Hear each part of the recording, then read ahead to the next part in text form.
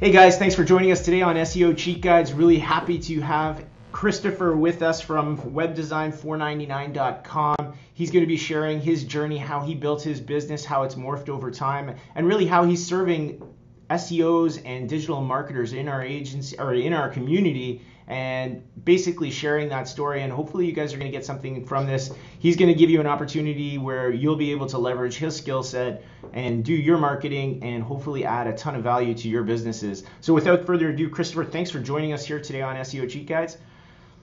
Stuart, really happy to be here. Thanks for having me. Great. So why don't you tell us a little bit about yourself, your background, and kind of what you're doing today and how you got into the business? Well, I remember I had gotten my first computer. I was about 10 years old, right? And my dad had taken me into Manhattan. I'm born and raised in New Jersey, 20 years. And we had gone down to a little Asian basement in Manhattan, New York City. And this is back when the Windows 95 had just exploded and the Pentium processor had just come out. And it was a great time to get into computers. Yeah. And I remember getting that very first computer. My father had a friend who was a computer consultant, and he had taken us there and gotten us a value for this wonderful Pentium processor computer. And we got the thing, we took it back home to Central Jersey, and I set it up, and America Online was huge. Netscape Navigator was everywhere. And we had set the computer up, and I had managed to make it smoke by that first evening that we had it in the house. Now here's a 10-year-old kid, just got his first computer that my dad, and if you remember, Stu, those computers were about $2,000 back then just for a desktop. You know? Sure. Nowadays you can get a Dell desktop for $350, $400. But so I make it smoke that first night. My father tells me I'm not paying to get it fixed. Right? Oh boy. I just shelled out $2,000 for this computer. You figure it out. Yeah. So here I am, 10 years old with a broken computer, started looking it up, started researching what I could do to make it work again. Believe it or not, with the strong power of my 56.6K modem, I was able to figure this out. And yeah, dial tone. So Yeah. I figured it out. I got the computer running, and from that day forward, I was just glued to America Online. You know, that was big when the people were programming Visual Basic and creating the punters and the hack, the kicker softwares and all that stuff back in the 90s. And I got into Visual Basic. I don't know, I got into some AOL. I don't know if you remember those Whereas groups that were around back then, the email software groups and things like that. But I got into that. So from about 10 to 12, I was playing with AOL and Visual Basic, and started. My dad on my birthday would say, "Christopher, you can have anything you want up to $100, right?" Yep. And he'd take me to the store, and here I'd have him take me to Barnes and Noble or take me to Books A Million or one of these stores, and I'd be getting like a Unix shell bash programming. Some light reading. I love reading, Yeah. as you can tell, but it would have about 1,000 pages with no pictures at 11, 12 years old. So that's really how I got started. Yep. 14 years old, I opened my very first web design agency. Nice. So, it was called Unlimited Designs, udesigns.net. I still remember it like it was yesterday. But I started dabbling and playing with web design and graphic design and stuff like that. This was in the mid-90s. I mean, I'm 32 today, and this was back when I was 14. So that was how I got into it. I started programming, doing a little Visual Basic, C++, and it went from there, man. I mean, web design became my passion. I sold that business, before I went to college. I think I ended up selling my web design business as a teenager for like $1,000 or something like that. I forget, but back then having $1,000 in your pocket when you were entering college was a lot of money in the 90s. So nowadays that's secondhand for these kids, but I was really happy. I went to a college called Richard Stockton State College in South Jersey, in Atlantic City, New Jersey. Yep. And then it just kind of got better and better from there. Awesome. So tell us, how did you get your first customers? The Web Design 499 has just been an absolutely incredible journey, Stuart. Okay. I have been so blessed from the beginning to the connections that I've been able to make and the people that have entered my life at the very right times, it's just mind blowing. I had started designing some. I was freelancing. I was freelancing doing web design with some larger agencies. Yep. Okay. And these larger agencies would, I would get 35% of the projects that we were doing, and they were charging a fortune. Sure. Right? So you could not find a small business website, whether it was built in Joomla, WordPress, Drupal, any small business content management system.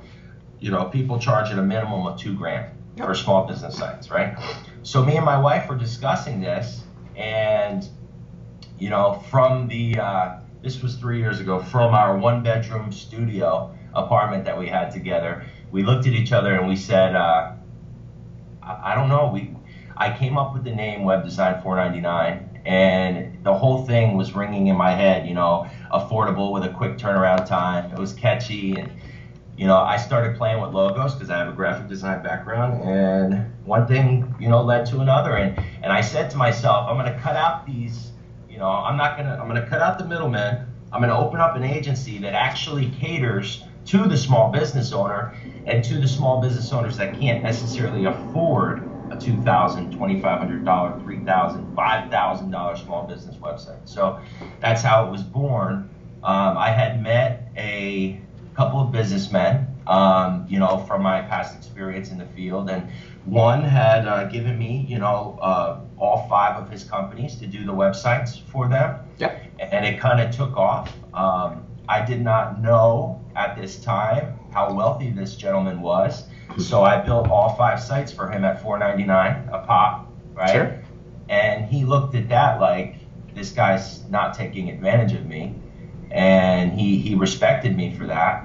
And he started introducing me to a lot more clients and a lot more contacts. And, one wealthy businessman and entrepreneur introduced me to another and another and another. And word of mouth just exploded this thing when it first started. We've been really fortunate. Well, I've got to give a shout out to Stephen Kang, my good buddy, who mentioned your name. That's definitely how I found you. So Stephen's definitely an influencer in the market. So today, fast forwarding from working individually with one-on-one business owners, it sounds like you've morphed this business. So kind of who are you serving today, and kind of what's the value proposition you're giving them? Today, we've actually, over the past year, we have transitioned the Web Design 499 model from a retail front, per se, to more of a wholesale model, where one day I just came up with well, this is kind of how it went. I have a buddy, okay, who owns a very large print shop and sign shop.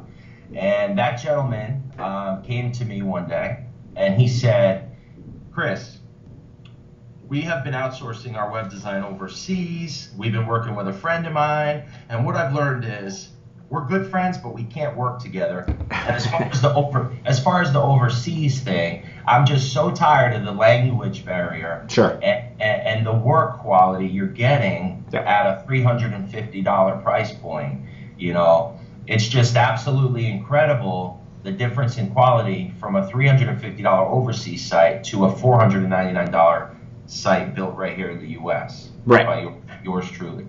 So he came to me and he had said, we're going to send you all of our web design. We have a ton of web design clients and we just can't fulfill. We need a web designer. Our in-house guy is busy working on our own site all the time, and we're going to give you all of our web design jobs. So that started rolling, man. They were sending me probably 5 projects a week. So that started rolling. And then I said to myself, why can't we turn this into a system and scale this, right?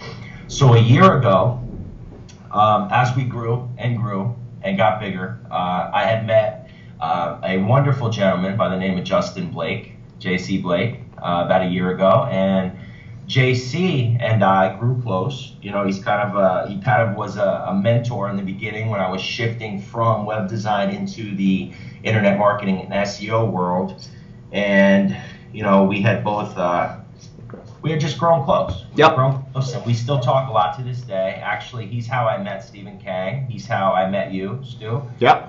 So he's me and him are very good friends. So shout out to JC. Love you, buddy.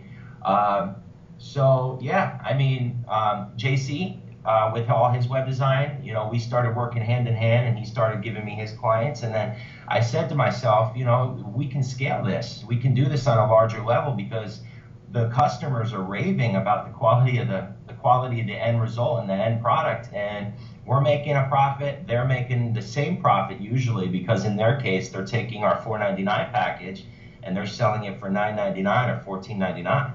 So they're literally they're communicating with the customer, they're representing their business, and then they're passing the details on to us, and we're white labeling the project and sticking their business at the bottom. So it's really it's a win-win for both sides. And as this last year has gone on, 2016 and 2017 have just been incredible, Stuart. Incredible. More and more vendors. Right now we have about 50 vendors across America that we service, anywhere from marketers to print shops to SEOs to internet marketers. We service and white label. I've really been working hard on our SEO as far as wholesale web design and white label web design goes, and I see it scaling and growing this year. I really do. I see we brought on about 5 VAs.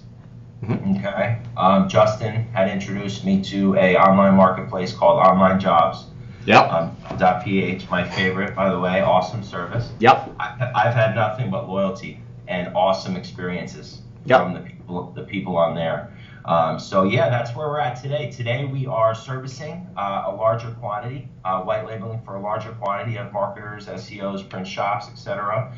And we have a wonderful team. I've been able to separate time from money a little bit with training my team to do it exactly the same way that I do it every single time. So we're in a groove now after a year of where, you know, I look at these projects and I'm like, wow, like I don't even realize that I did not do it myself, that I have this wonderful team that's helping me, you know? So big shout out to my team. They are absolutely amazing, and I'm really grateful. Awesome. Well, a good opportunity to kind of point out that this is something that's available to everybody, right? This is the whole concept of strategically thinking. Instead of going one-to-one, you've gone one-to-many. This same concept is available to SEOs to do the same concept. You can go to associations, you can go to franchises, you can go to accountants. There's plenty of people out there who have touch points with many businesses, and just like you've done with your business in terms of eliminating a lot of your marketing problems, you now are working on your core competency, which is producing websites, rather than having to have the core competency of going out and doing lead gen and having the ability to produce websites.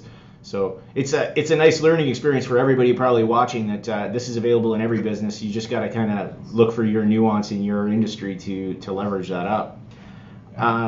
So as you were growing, what were some of the inevitable challenges that you faced? I mean, you switched your business model, you pivoted. It definitely makes a ton of sense that you're going to go one-to-many. So what are the challenges that you kind of faced scaling up? Because I mean, I assume when you were doing one-to-one, you were working on the site yourself, and it was you know, all of your focus, and then you'd go to the next one and Yes. find your next client. It has been a challenge. I would say the number one thing, and I'm terrible at this, Stuart, is I have to really learn that I cannot hold other people at the standards that I hold myself to. So I can be, I wouldn't say harsh or cruel, but I can be a little strict when it comes to work ethic and my team that works for me. And there are times where I have to realize and get this into my head. It's only been a year that you guys have been working as a team. You know, they're not going to produce every little detail over in a year period that you're looking for them to produce. So I really have to warn myself and keep that right here in my noggin that, you know, they're not me. They're really, really talented, awesome web developers, and we're training and we're learning on a daily basis and getting better and better. The one thing that is a little difficult is as we scale and as we grow, I don't know about you, Stuart, but I have a hard time, you know, I've heard in one of your recent webinars actually, like nobody thinks that somebody else can do what they do as good as them when you're good at it, right? Mm-hmm. So I have a hard time passing control per se, or passing maybe decision-making control per se. to somebody that I can trust. See, I'm extremely, extremely blessed because I have an absolutely fantastic wife that helps me run the business. So this is a little perk that, you know, on a daily basis, people tell me how lucky I am. You know? And I've got a wife who handles our outreach and our prospecting. Yeah. You know, she's running our cold emailing, our cold calling. She's doing any sort of outreach. She's dealing with the customers when I'm not available. She's fantastic, you know. I manage our team. I check off and look over everything. I take on and do personally the projects that I feel I need to do personally, you know, that have great importance to us, you know, and she helps tremendously, Stuart. So as we grow and scale, if I didn't have her as my right-hand man or woman per se, it would be a lot harder than it is, because that's the one person that I feel like I can trust with decision making, you know. It's definitely nice to have a partner that has, you know, complementary skill set so that you guys can focus in different areas. Even nicer that it's your wife, but definitely it's something that I always tout, you know, figure out where you're strong at, figure out where you're weak, and find a partner that can kind of shore that up, especially when you're just doing a startup and cash is tight and you can't pay for that kind of symbiotic person. I came home the other day and she was watching a webinar on internet marketing. I almost fell to the ground. That's funny. So you said you alluded to the fact that you have a team. So how big is your team today? Today it's me, my wife, and we have 5 employees. Nice. So what is the step point in your business that you see? Have you determined when the next employee needs to be hired? How are you kind of managing that? Because I know that's a question a lot of people have as they start to scale up, when to bring on people to help. Yeah. We were working with me and my wife and 4 for quite a while, and we recently brought on a full-time content writer on our staff, and that has just, we have scaled and systematically set up the web design process, but as far as we do have SEO and internet marketing clients, so we've strategically positioned the agency on a retail front in the SEO industry as well. So we're doing a lot of wholesale web design, but we also do retail SEO. So a lot of my time was being taken up by dealing with content all the time, right? The wife was writing articles after articles. She's a wonderful writer, and she was helping me as much as she could, but we hired a full-time content writer. We made that decision, and that's been one of the best decisions we ever made. So, you know, we're really happy with that. So I think we're at the point now, Stuart, where we're probably ready to bring on probably two more web designers and web developers. We are probably going to bring on some more strong coders and back-end developers. We're pretty squared away with the front end. But one thing I noticed is when you are doing so many small business sites and you're pumping out so many wholesale projects, that the big projects that come along, you know, the projects that are at the price points that, you know, caused me to start web design $4.99 in the first place, when those projects come along, a lot of times I end up turning them away, you know, sure, or referring them out, because we're focused and we're focused on this model that we have. So I have to, you know, find a balance, and I think finding that balance would help a lot if I had some really strong coders or web developers come on board as well. So looking back, a lot of people are, 3 years back in your journey, right? They're looking to replicate your success, maybe not in your particular industry, but just in general in terms of scaling their business. So what are some of the lessons that you learned, like 3 key things that you wish you would have known, let's say 3 years ago, that would have helped you accelerate or avoid some of the pitfalls along the way? Wow, that's a great question. 3 things. I watch a guy by the name of Gary Vee. Yep. Right? And it's really, really motivating for me. I listen to his podcasts in the car. I watch his YouTube videos, and that keeps me motivated, and I've learned quite a lot from Gary Vee. The one thing that I would say, don't ever burn any bridges. Number 1, never piss off an SEO. Yeah, that's for sure. That's my buddy Justin, JC Blake, told me one time, never ever piss off an SEO, right?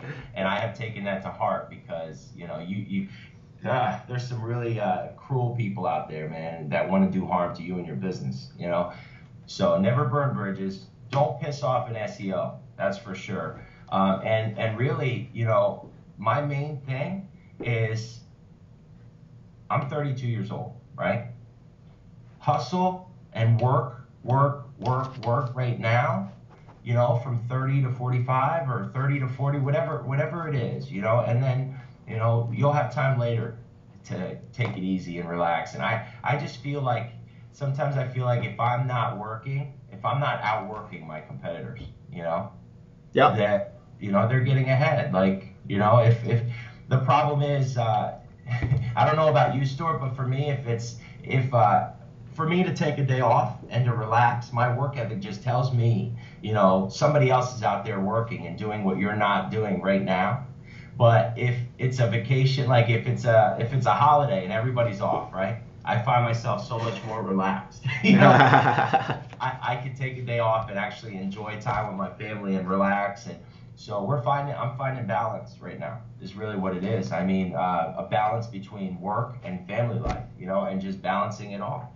I mean, if I could tell myself that 3 years ago, that would definitely be it. You know, be careful about that balance between work and family. Make sure, you know, that you don't push yourself to a level where you're ignoring the other important things, you know.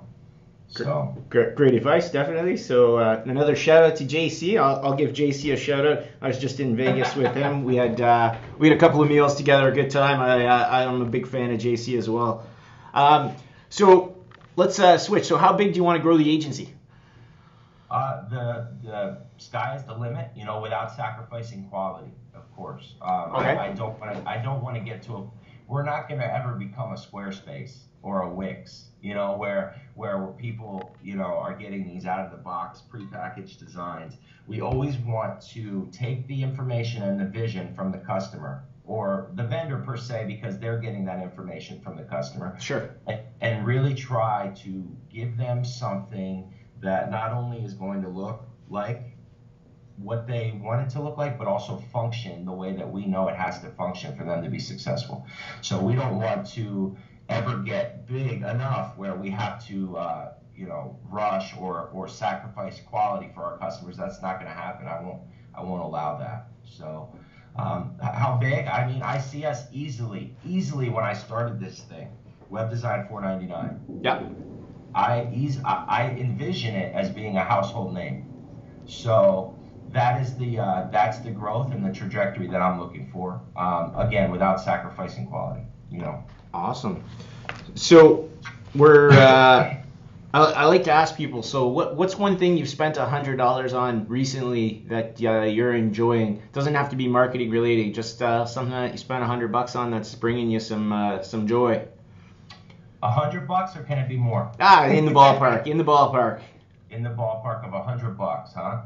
Man, it's. I mean, you know what? Someone told me they spent $300 on a to hang upside down. So I mean, you know, a couple $100. I'm just always curious to see what people are spending their money on and what they're enjoying. I'll tell you what I did. I took $100, and this past weekend we went to my mom and my grandparents' house on the west coast of Florida for Memorial Day weekend, and I took a $100 bill. Funny that you say $100 bill, and we got pizza for the whole family. Nice. So that was fun. I enjoy that, man. I enjoy, you know, it's nice to be able to take care of your loved ones. You know, it's a really good feeling. Really good feeling. That's why we're in the game. Absolutely, man. It Awesome. really is about family. So for people watching, if they're interested in taking advantage of your white label service, where do we send them? They can go to webdesign499.com. Perfect. All of our contact information is right there on the website. As we continue to scale and grow, we will undergo a bit of a redesign. The website itself right now caters a little bit more than I'd like it to the retail market. But as we've transitioned to the wholesale over the past year, one thing that I've noticed, Stuart, and this goes back to a question that you said before, the more clients you take on, the more people you're servicing, the less you worry about your own affairs. Have you noticed that? I mean, you know, your own business website sometimes suffers because you're worried about all of your clients. But they can go to webdesign499.com. They can call us. They can email us. We would love to form new relationships with people. Like I said, we right now the model is holding up, and we have a lot of happy people out there. So awesome, and I'll echo that. Like I said, Stephen Kang recommended you, somebody who I greatly admire. So if you're good enough for Stephen, you're definitely good enough for me, and then therefore I'm willing to endorse it. So for everybody watching, if you guys enjoyed this interview, please hit the subscribe button below, where we interview entrepreneurs much like Christopher and kind of hear how their journey has progressed, and hopefully inspire you to continue your own journey. So again, it's Christopher Schwartz from webdesign499.com. I'll link below. And Christopher, thanks for joining us today on the show. Thanks so much, Stuart. Awesome.